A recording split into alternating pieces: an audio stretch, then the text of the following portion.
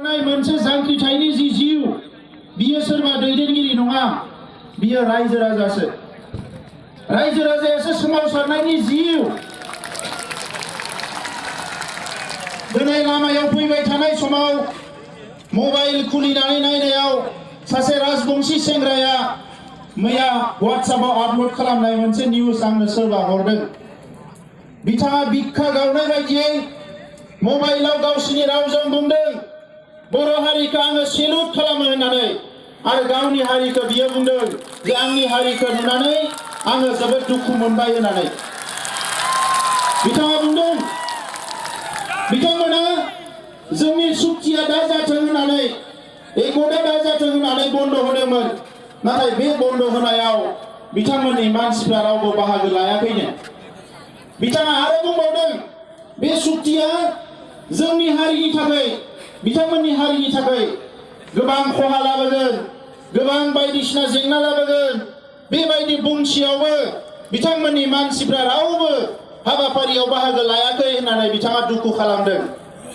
दा मानगोनां रायजोफोर, दिनै बर' हारिखौ बिथांल' नङा, आलफानि जाय CNC परेश बरुवा बिथाङाबो मैया टिभियाव साबायखर बावदों। दिनै बर' हारिखौ सारा इन्डियानि मानसिफ्रानो दिनै बाख्नायदों, सारा आसामनि मानसिफ्रानो दिनै बर' हारिखौ बाख्नायदों। आरो बे बाख्नाय जानायनि गुदियाव दङ नोंथांमोन बर' आइ आफा रायजो राजाया। दा बेनिखायनो रायजोफोर, आं नोंथांमोनखौ दिनै गिबियावनो मोनसे बाथ्रा खावलायग्रोनानै दोननो सानदों। मानसिसो, बयनिबो गोसोआ सोलाय सोल' जायो। जोंनिया बयनिबोख्रुइबो गिनांगौआ जाबाय जोंनि गोसोआ सोलाय सोल' जानो नाङा। बड'फाया बिनिखायनो बुंलांदों, आं थैनोसैयाव आंहा मोनसेल' दुखु थागोन, आरो बिथांनि दुखुआ मा? गाव थैनायजों गावनि सानस्रियाबो थैफालाङोब्ला बेवहायसो बिथाङा सुख'हायै दुखु थागोन होनदों। बिथांनि सानस्रिया मा? बुहुमनि बर'फ्रा गेरेमसा हारि जानांगौ। बुहुमाव बर' हारिया हायाव, दैयाव, अख्राङाव, हाजोआव जेराव था, साफ्रोमबो बर' फिसाया गेरेमसा जानांगौ, जौगासार जानांगौ। जोंनि राव, थुनलाइ, हारिमुवा अरायसम मुलुगाव थांनानै थानांगोन। बे खोथाखौ बिथाङा बुंलांदों। दिनै मोनायाव सागान होनायनि उनाव सोरबा उन्दै उन्दै गथ'फ्रा WhatsAppआव लिरदों, बड'फाया बेबायदि सुक्तिखौ लुबैयाखैमोन, बड'फाया बैबायदि सुक्तिखौ लुबैयाखैमोन।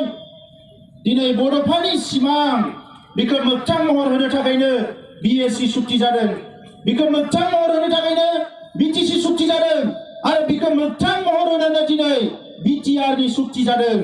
बे मोगथां महर होनायनि लामायाव मानगोनां रायजोफोर, दिनै रंजानायनि सान। नाथाय बे रंजानायनि सानावबो आं मोनसे खोथा बुंनो नागिरदों। बड'लेण्डआ बहा थायो रायजोफोर? बड'लेण्डआ मानसिनि सालाय बिजौआवल' थाबा जानाय नङा, बियो बिख्ल' थानांगोन।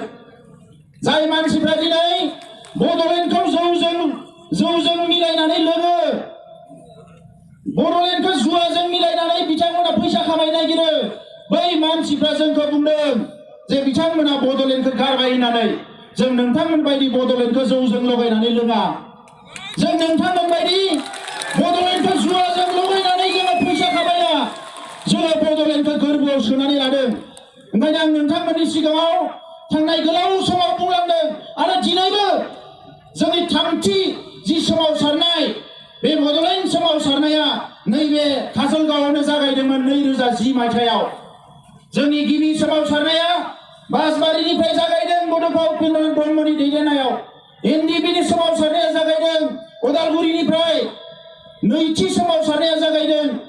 नाथाय दिनै थामथि सोमावसारनायखौ दुलाराय बर' फरायसा आफाद नैबे काजलगाव फोथारनिफ्राय जों जागायदोंमोन। आरो बिनिखायनो जों बुंदों, जों गिबियावनो थांगोन, बे काजलगाव फोथाराव थांगोन। बे काजलगावनि फोथाराबो जारिमिनारि फोथार रायजोफोर। बिनिफ्रायनो जों जागायजेनदोंमोन। बै समाव जोंनि बिदा फंबायनि गेजेराव बुथारलायनाय, गावलायलायनाय, मोखांजों मोखां नायलायनो हायै, नेरलायलायनाय, बैबायदि समाव जोंनि दैदेनगिरिफ्रा बयबो सानदोंमोन बे सोमावसारनायखौ लाबोफिननाया मोजां जागोन ना जाया। नाथाय जोङो माखासेया साननानै लादों जे सोमावसारनायखौ जुदि लाबोनो हायाब्ला हारियाव खौसे फैनाय नङा, हारियाव सोलायनाय फैनाय नङा, हारियाव थांना थानायनि साहस फैनाय नङा, हारिया दावगा ओंखायनो 2010 मायथाइयाव बिटिसि जाखांनायनि उनाव जेरैखि जाया जानजि खाफ्रानानै साब्रैसो मानसिजोंबाबो जोङो थांखि लाफिनदोंमोन मानोना बड'फाया बुंलांदों इउनिटि थ्रु स्ट्रागल सोमावसारबासो जोंहा खौसे फैयो जांख्रिखांनायजोंसो खौसे फैयो हाबा मावनायजोंसो खौसे फैयो आरो बेबायदिनो बर' हारियाव खौसेया फैदों दिनै रायजोफोर बे सुक्तिया जागोन जाया बेसेबांबा मोनसे गाज्रि थासारियाव दङमोन गिबि खोथाया जाहैबाय जोंनि हाथियार लाग्रा आफादफोरनि गेजेराव गावस्रा गावस्रि बेखौ नुनानै सुथुरफ्रा गोबां खाबु लाबाय गोरोबलायनो जाहाथे हाया रायलायलायनो जाहाथे हाया रायलायलायोबा बिसोरो गोख्रों जागोन गोरोबलायोबा गोख्रों जागोन रायलायलायनो हायै मोनसे थासारि खालामबाय नाथाय बे थासारिखौनो नुनानै दिनैनिफ्राय 2 बोसोर सिगाङाव जों थांखि लाबाय जे जेरैखि जाया सोरनिबा आथिं हमनानैबाबो सोरखौबा खुलुमनानैबाबो गाख'नानै बिख'नानैबाबो खेबसेनि थाखाय मोनसे गोरोबथा खालामनाया जोबोद गोनां जाबाय नङाबा बिदा फंबायनि गेजेरावनो गाबोन सोरबा बुलाय होगोन गावलाय होफिनगोन दा बिनि थाखायनो भारत सरकारनि गोबां एजेन्सिफोरजों रायलायै नैबे थासारिया जोंहा फैदों दिनै जों साबायखर बावनांगोन बे थासारिखौ बुजिनानै बिथां सावरायग्रामोना म्यानमारनिफ्राय फैदों दिनै जोङो साबायखर बावनांगोन रन्जन दैमारि बिथाङाबो हाखु दाखुबाबो बिथांखौ बरनना लांनानै सागान होनाय मोनसे थासारि जादों नाथाय बिथाङाबो सागान होनानै दिनै बिखौ मोगथां महर होबाय जोङो दुलाराय बर' फरायसा आफाद एनडिपि प्रग्रेसिभ जोङो मोनसे हाथियार लाग्रा संगठन आरो मोनसेया जाबाय गणतान्त्रिक संगठनब्लाबो कुनु सीमा दोनालासे बिदा फंबाय ज' फैनानै जों खामानि मावबोदों दिनै बर'नि आफादफ्रा गासैबो बेयाव नोंथांमोना बाहागो लाबोदों दा मानगोनां रायजोफोर गुबुन हारिफ्रा मानो मानिदों दिनै 20 बोसोर बारबाय एनएसियाना दाबो एकर्ड खालामनो हायाखै बिसोरनि गेजेराव गोरोबलायनायखौ लाबोनो हायाखै बिथांमोनाबो दिनै सावरायदों आंनो गोबां नागा मानसिफ्राबो मेसेज हरदों बोरै मावखो नोंथाङा नोंथांजों जों रायलायनो लुबैयो नागालेन्डआव फै नोंथांजों रायलायगोन जों थांनानै रायलायहैगोन बोरै बे सुक्तिया जाखो जों मानो खालामनो हायाखै सुक्तिखौ बिथांमोना दिनै रायलायदों आरो जोङो ओरैबायदि दुखुनांथाव दाख्लै बावै दिल्लीयाव बेसेबांबा गोबाव थाहैदों नाथाय सासेया सासेजों रायलायनो हानायनि परिबेस जोंनो सरकारा होआखै थेवबो बे सुक्तिखौ जों खालामनानै फैबाय आरो दिनै बन्द होग्राफ्रा नायबाय थाबाय टायार सावग्राफ्रा नायबाय थाबाय जोंनि हेंथा बुंग्राफ्रा नायबाय थाबाय रावबो जेबो खालामनो हायाखै जोङो सुक्ति होबाय आरो दिनै फैबाय बेयावहाय जोङो दिनै नोंथांमोननि सिगाङाव गसंफैबाय दा मानगोनां रायजोफोर बेनिखायनो जोंनो मा नांगौ गोसोआव जोंनो आत्मबिश्वास नांगौ गावनि सायाव फोथायनाय लानांगोन हारिनि सायाव फोथायनाय लानांगोन जोङो बर' फिसा बर' बिमा बिफा बिब' बिनानाव फंबाय बिदा जोंहा साफ्रोमनि सायावबो बिश्वास दङ बेनिखायनो बे सोमावसारनायखौ जोङो जेरैखि जाया लांबाय थानो हागोन दा ओंखायनो रायजोफोर सोरबाया बुंनाय बायदि आलादा रायजोखौ गारबाय उमुखखौ गारबाय आलादा रायजोआ बिखायाव दङ जोंनि बिख्ल' हाबनानै दङ बड'लेण्ड सोदोबा आरो बे बड'लेण्डआ मा बे हा दखल सोदों आं बुंदों नोंथांमोनखौ हाजोंल' बड'लेण्डखौ सुनो नाङा बड'लेण्डआ मा बड'लेण्डआ बर' हारि थांना थानायनि जिउ रेखा बे सोदोबजोंसो बर' हारिया थांनानै थायो ओंखायनो मोनसे समाव बड'लेण्ड अट'नमास काउन्सिल मोनसे समाव बड'लेण्ड टेरिटरियेल काउन्सिल आरो दिनै बड'लेण्ड टेरिटरियेल रिजन जोङो बे बड'लेण्ड सोदोबजोंसो बर' हारिया थांनानै थानो हागोन मालाया जि बुङा मानो दा ओंखायनो रायजोफोर आं नैबे समाव जों मा मोनखो मा मोना बिनि गोलाव गासैखौबो बुंफोरनानै होनो नागिराखै दिनै सासे बड'फानि समाव मोनसे जिल्लायाव दैदेनगिरि जानाय सासे दैदेनगिरिया आं फैबाय थानायाव फनाव बिथाङा गाबहरदों जे फंबाय दिनै आङो नोंखौ ओरैबायदि माने गोसोखांदों आं नोंनि खाथियाव थांनो हायाखै जिफोर जिनिसखौ जों बिदोंमोन गोदो 33 बोसोर सिगाङाव सेन्ट्रेल इउनिभार्सिटि दिनै बड'फानि मुङावनो जोङो सेन्ट्रेल इउनिभार्सिटि लाबोनो हाबाय जोङो दिनै चिरां जिल्लायाव रौमारियाव जोङो एम्स बिदोंमोन बेसेबांबा नांलायबाय जोङो सरकारजों मोनसे स्टेटआव मोननै एम्स होनो हाया होननानै बिथांमोना बुंबाय जे एम्सआ मोननै होनो हाया गोबां इन्डियानि स्टेटफ्राव एम्स गैया जों बबेबा एम्स होनो हायाबा जोंनो नेरिन्स होनो हायो north east regional institute of medical science दिनै बिथांमोना रौमारियाव मेडिकेल साइन्स गायसननांगोन दिनै जोंनि गेजेराव स्पर्ट्स इउनिभार्सिटि बिथांमोना गायसननांगोन नेशनेल इन्स्टिट्युट अफ टेक्न'लजि गायसननांगोन रेलनि थाखाय कच फेक्टरि गायसननांगोन गोबां हाबाफारिफोरखौ बिथाङा मावनानै होनांगोन बे सुक्तिनि गेजेरजों जोंनि सिमाया खोलाहाबो बारायनांगोन सानजाहाबो बारायनांगोन गोबाङानो सोंदों जोंहा सनितपुर जिल्ला बिश्वनाथ जिल्ला बायदिसिनाफ्रा मा जागोन जोङो बेवहाय स्पष्ट बेवहाय जोङो लिरनानै लादों नाथाय बिदि होननानै गुबुन हारिखौ जोङो सिगिनो गुबुन हारिनि थाखाय माबा मोनसे हेंथा मावनो थाखाय नङा रायजोफोर जोङो गावनि थाखायसो सानदों दिनै आसामनि थासारिया मोजां नङा भारत सरकाराबो सानदों आसाम सरकाराबो सानदों माबा मोनसे मावनो थांनानै माबा दावराव दावसि जागोन नामा जोंबो बिथांमोनखौ बुजिदों आरो बिथांमोननो सम होदों जों समखौ बिनिखायनो होदों जोंहा बिश्वास दङ गाबोन जोंनि साननाय हनायखौ मावाबा एक सेकेन्डआवनो जों राजा लामायाव ओंखारफिननो हायो बिनि थाखाय जोङो बिथांमोननिखौ जों सम होदों मैया सावरायखांनानै सागान होखांनानै आसाम हाउसआव जोंखौ साहा लोंनो लिंदों मिटिं खालामदों आसामनि चिफ मिनिस्टारा बेवहाय मिटिं खालामखांना थांनायनि उनाव आं हारसिंनो गोजौआव थांना लोगो हमनानै सोंफिनदों सागानावथ' नों सहि होबाय बे हाबाफारिफ्रा जागोन ना जाया होननानै जायाबा खिन्थु बारा गोबाव नेनाय नङा आङो होननानै बियो हमख्रबनानै बुंदों जे नोङो सानफ्रोमबो अखाल' खालामो नायबायल' था जों मोनफ्रोमखौबो मावनानै होगोन होननानै दा नंखायनो रायजोफोर जोङो दिनै आवगायलांनांगोन जोंनि गेजेराव सोंखारिनाया गोबां जाबाय दा सबसे गिदिर मेसेजआ जाहैबाय 34 बोसोर सिगाङाव BSF मुं लानानै दानाय बे NDPआ दिनै बेसेबांबा दुखु खस्थ सहायनानै भुटान म्यानमार बांलादेश मुलुगनि गुबुन हादोरफ्रावबो थांनानै बर' हारिनि गांनाय उखैनाय मोनथायफोरखौ फोसावनानै दिनै मुलुगाव मिथिहोजानानै फैनानै दिनै बेसेबा गोबाव सिजफायाराव दङमोन बे सिजफायाराव थानायाव बायदिसिना थासारियाव गावस्रा गावस्रि जाबाय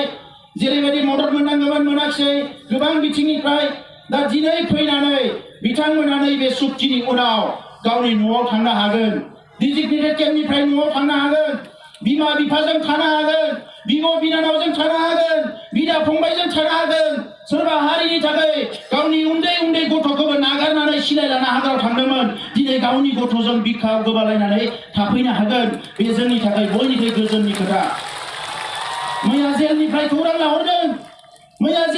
खौरां लाहरनानै सासेया फन हरदों सार जोङो रावखौबो मिथिया खिन्थु नोंखौसो मिथिगौ मालाया ओंखारजोबोबा जोंबो जेलनिफ्राय ओंखारनांगोन आं बुंदों जों दङ थैजासे जुजिलांगोन खुनु दिन फासयनायाव गैया दा नंखायनो रायजोफोर जोंनि खामानिया सागान होनाय लोगो लोगो जोबाखै जोंनि खामानिया बांदोंसो हारिखौ दानांगौबा जों उन्दुगादुरा जाबा जानाय नङा जौ फाग्ला जाबा जानाय नङा ओंखायनो आङो जेसेबां बिबुंथि होदों बेवहाय बुंबोदों जे जों बड'लेण्डखौ माबायदि बरायनो नोरजिया मावरिया हावरिया लोरबां जानानै बरायनो ना लेखा गोरों साखा फारा फिट फाट जानानै जोङो बरायनो जोंहा दिनै रेडि जानो सम जाबाय रायजोफोर जोंखौ बारा गोबाव आरो खानानै दोननो हाया बेयो रोखा जाबाय दा ओंखायनो रायजोफोर आं गोबां खोथा बुंला दिनै मोनसे सुक्ति जादों बे सुक्तिखौ लानानै जोंनि गेजेराव शान्ति लाबोनांगोन अस्त्रखौ जोङो जोंनि हारियाव हाथियार गैयै मोनसे समाज दानो होननानै बुंदों हाथियारा मा हाथियारा मेलेम गैया रायजोफोर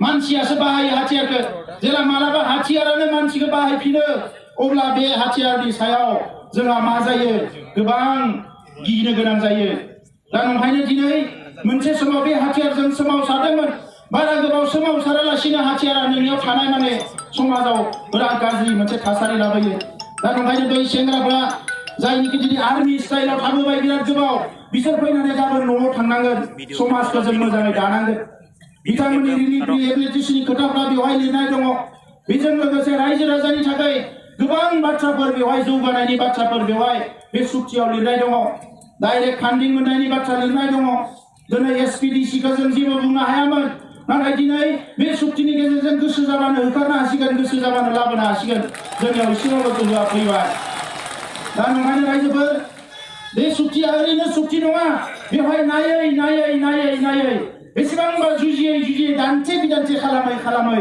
मैया सागान होनायनि 2 घन्टा सिगांसिम जोङो दान्थे बिदान्थे खालामनानै बे सुक्तिखौ खालामदों दा बेवहाय जोङो बेखिनिखौ गासैखौबो मोनजोबमारोबा जोंनि ओनसोला ओरैबायदि जौगागोन बे जेला इमप्लिमेन्ट जाजोबगोन जों बेखौ बुंस'नो हाया दा नंखायनो रायजोफोर दिनै जों बयबो दिनै गोग्गानांगोन मानोना गुबुन हारिफ्रा बुंबाय थादोंमोन माने ओरैबायदि बिथांमोननि हेंथा होसेयावबो दिनै थैजासे जेल साजा फोसावनायनि उनाव रन्जन दैमारि बिथांखौ लांनानै बेयाव सागान हैनो गोनां जादों गभर्नमेन्टआ। बे बर' हारिनि देरहानाय, बे बर' हारिनि देरहानाय। नैबे फोथारनिफ्रायनो बुंदोंमोन जोङो, जुदि सोरबा जोहोलावखौ फासि होनाय जायोबा लाख लाख मानसि ओंखारनानै जों बिनि हेंथा होगोन। मैया टिभि चेनेलफ्राव बुंदों आंखौ, नोंथाङा मा मानसि थैनायफोरनो जास्टिस होनो नागिरा नामा? जास्टिस होनो नोंथाङा नागिरा नामा? जास्टिस होनो सोर नागिरा? जास्टिस होनो नागिरो बयबो। नाथाय जास्टिस होनाया बेल' नङा, जास्टिस होनायनि लामाया गोबां दङ। सासेया साजा होबाय होननानै बिखौबो नोङो साजा होफिनबा बेल' जास्टिस जानो हाया। बे खोथाखौ आं बिथांमोननो बुंदों। दा ओंखायनो रायजोफोर, गोरोन्थिखौ जों मावनो नाङा, मालाया गोरोन्थिखौ मावगोन। जोङो दिनै खौसेयै मोनसे गोग्गो समाज दानांगोन। बे सुक्तिखौ लानानै जोङो दिनै जोहोलावफोरखौ न'आव लाबोनो हानाय मोनसे थासारि फैबाय। आं बिथांमोनखौ साबायखर बावदों गोसो गोरबोनिफ्राय, आरो बिथांमोनखौबो आं खावलायदों जे संग्रामखौ लांनो थाखाय सोरनियावबा थाखा फैसा बिनो गोनां जाबाय, सोरनोबा मेगन गोजा नायनो गोनां जाबाय, सोरखौबा सिगिनो गोनां जाबाय, सोरखौबा बोथ्रोदनो गोनां जाबाय। नाथाय सुक्ति खालामखांनायनि उनाव जाहाथे बे आखलखौ बयबो नागारो। जों मोनसे मोजां समाज दानांगोन, जों बे मोजां समाज दानांगोन। जोंनि साफ्रोमबो जोहोलावा जेरैबायदि सिलाय लानानै हारिनि थाखाय हाग्रायाव थानानै जुजिदोंमोन, गाबोन सिलायखौ गारनानैबो गामियाव थांनानै हारिनि थाखाय जुजिनांगोन। आं नोंथांमोनखौ बयखौबो खावलायो। आरो हारिनि सुबुंफ्राबो बै सिलाय लानाय समाव सोरखौबा माबा रागा जोंनानै बायदिसिना आखलनि थाखाय, बायदिसिना खोथानि थाखाय रायफ्लांबाय, बुफ्लांबाय, बायदिसिना आखल देखायबाय, नोंथांमोना गावनि बिदा फंबाय होननानै निमाहा होनानै गासैखौबो बोजबनानै लानांगोन। रायजोफोर, जों बेबायदिसो समाज नागिरदों। बिदा फंबाय गासैबो खौसेयै ज' नों दा आं नागार, आं दा नागार समाज दानायनि खोथाखौसो जों रायलायदों। आं बिनि उनाव फैगौ 7 अक्ट'आव भारतनि प्रधान मन्त्रि आरो हम मिनिस्टारा क'क्राझाराव फैगोन। जों जे माबा मोनसे मोजां खामानि मावबाय, बे खामानि मावनायखौनो मोजाङै आरोबाव गावसोरनि खोथाजों बुंनो थाखाय बिथांमोना फैगोन। आरो बैखालिबो जोङो खमसे खम 5 लाख मानसिफ्रा ओंखारनानै जोङो बिथांमोननो बुंनो हानांगोन। जों ज' जानानै बुंनांगोन जे नोंथांमोना जिखौ होदों जों मोजां मोनदों, नाथाय बेखौ उनाव नोंथांमोना मावफुंनो होआबा जों जिरायनानै थानाय नङा। बेखौ जाहाथे जोङो दिन्थिनो हायो। बर' हारिया बेसेबां खौसे, बर' हारिया बेसेबां गोहोगोरा, बर' हारिया बेसेबां डिसिप्लिन, बैखौ जाहाथे जों दिन्थिनो हायो। बिनि थाखाय फैगौ 7 अक्ट'